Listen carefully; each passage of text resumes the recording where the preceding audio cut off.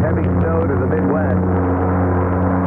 Clouds digging out roads in Rochester, Minnesota, and it's been falling fast in the Windy City. The Department of Streets and Sanitation here in the city, they have already deployed over 220 salt spreaders ahead of the snow, so they were already pre-treating the roads. But most of the snow right now is sticking to that grassy area as well as sidewalks. We did see plenty of snow plows out and about. They are working on clearing the highways as well as those major roads. ABC's Lizette Nunez. The storm impacting travel coast to coast. More than 1,700 U.S. flights canceled today. The saber is rattling louder. President Trump announcing that the airspace above and surrounding Venezuela should be considered closed in its entirety. The Trump administration ramping up pressure against Venezuelan President Nicolas Maduro and alleged drug cartels. Ukraine's intelligence service claiming an attack on 2 sanctioned Russian oil tankers off Turkey's coast. The tankers are part of Russia's oil sanction-busting so-called shadow fleet. It's the first time that Ukraine carried out an attack of this size, and it comes as U.S.-sponsored talks to end the war are gathering pace, with the Ukrainian team heading to the U.S. right now and an American team heading to Moscow in the coming days. ABC's Ian Panel. Meanwhile, blasts and explosions also rocking Kyiv as Russia launched drones and missiles earlier today. The escalation coming after a major corruption scandal and the resignation of a key negotiator involved in the latest round of peace talks. Pope Leo visited Istanbul's Blue Mosque today and met with Christian leaders in Turkey. ABC's Britt Clennett spoke to Turkish Catholics in Istanbul. I was lucky to meet with him. What was that moment like? Well, I just say simply, thank you for visiting us. You're listening to ABC News. This is your Pacific home.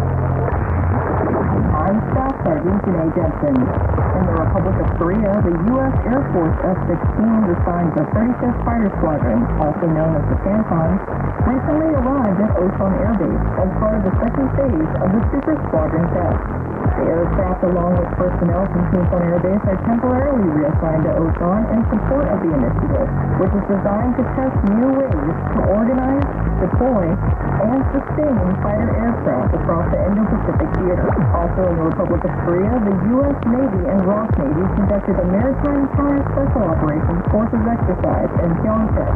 And in Guam, representatives from the U.S. military and Federated States of Micronesia government recently held a semi-annual bilateral joint committee meeting at the Pohnpei Port Authority conference hall. This has been your Pacific Pulse. I'm Staff Sergeant Janae Jensen.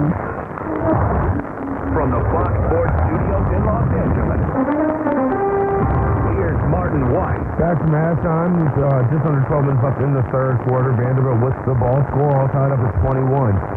With 13 minutes left in the third quarter, LSU and Oklahoma back at it right now. That's a tie game, 3 apiece. Oklahoma is the 8th ranked team in the nation. 6th ranked Oregon has a 16-7 lead, adding a third quarter field goal over Washington. 10 minutes left in the third quarter there. Earlier today, number 1 Ohio State beat 15th ranked Michigan. Ohio State remains undefeated. Michigan falls to 9-3. Ohio State, the quarterback Julian Fan had 3 touchdowns. Bo Jackson, 117 yards rushing. 5th ranked Texas Tech beats West Virginia 49-0. BYU beat UCF 41-21, and 12th ranked Miami trying to sneak into the college football playoff there, 10-2, 6-2 in conference play, beat Pitt 38-7. Carson Beck with 3 touchdown passes. If we'd known we were going to be around this long, we'd have taken better care of ourselves. AFN, the Eagle, serving America's best.